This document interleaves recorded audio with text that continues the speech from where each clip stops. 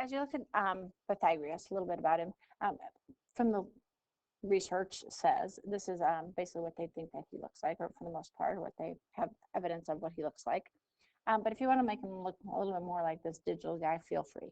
But Pythagoras ratios has basically touched every part of our world when it comes to the mathematical pieces of it.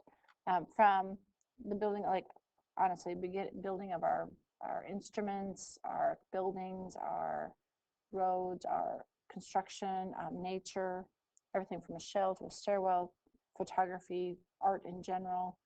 But basically it has this natural ratio, which works.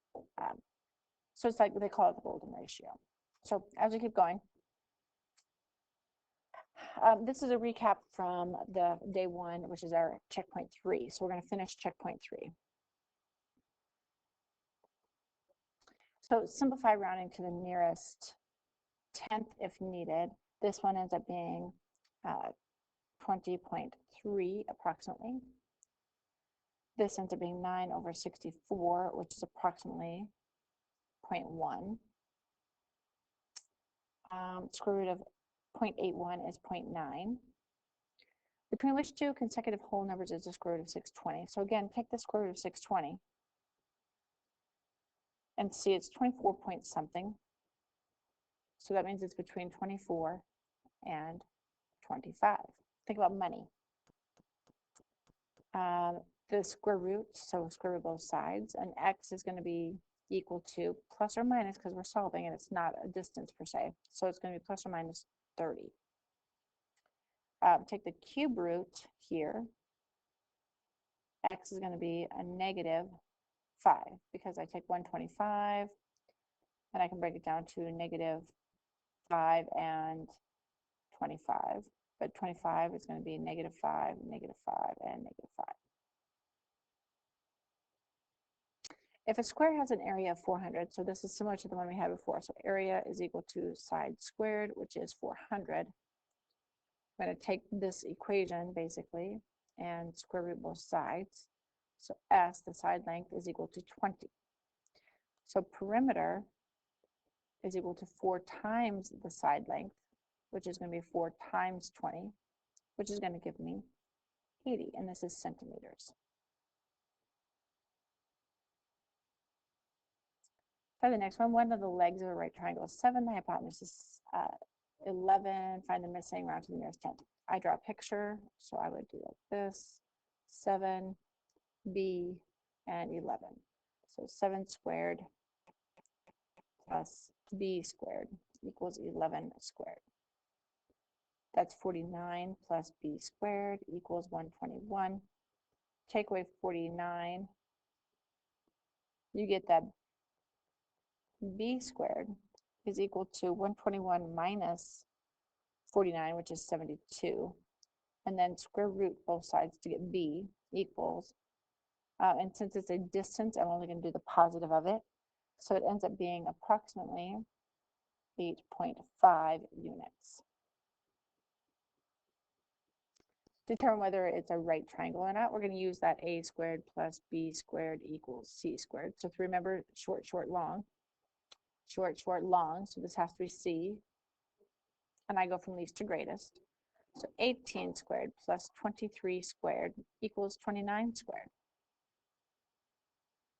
I end up with 324 plus 529 equals 841.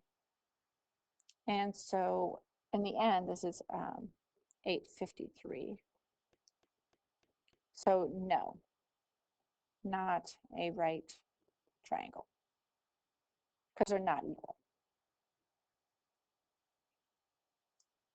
You do have some practice I'm going to have you do on the quizzes. I'm going to talk to you about the distance between 2 points.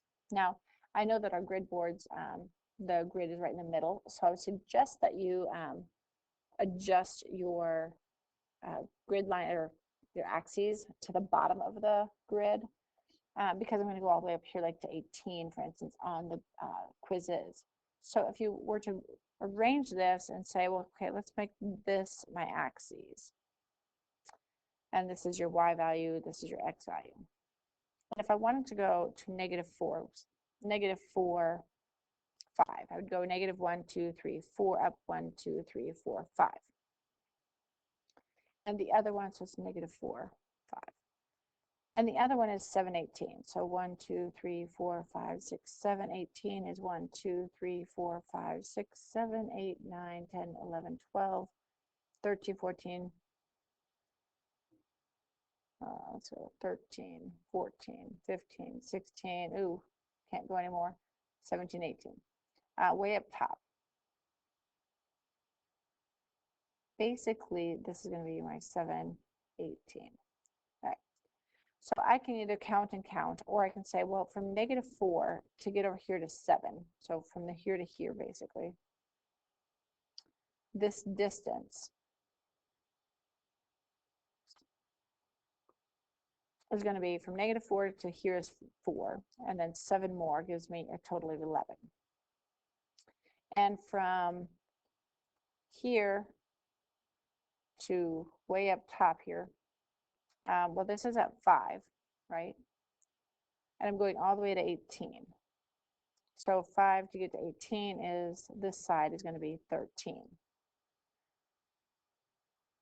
So I really don't have to actually count them. I can actually subtract, right? So I could actually tell you that this side is 11 plus 13 squared equals my c squared, which is my diagonal that I'm really looking for.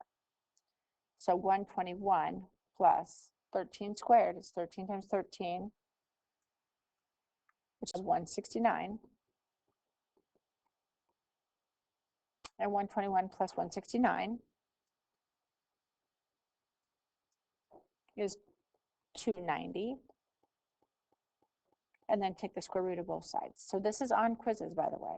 So I want the square root of 290. If I were to round that, it's going to be 17 point, it looks like 0.29. So approximately 17.03 if it has a hundredth, or 17.0. Okay, then we're going to get into actual Pythagorean theorem, the distance formula.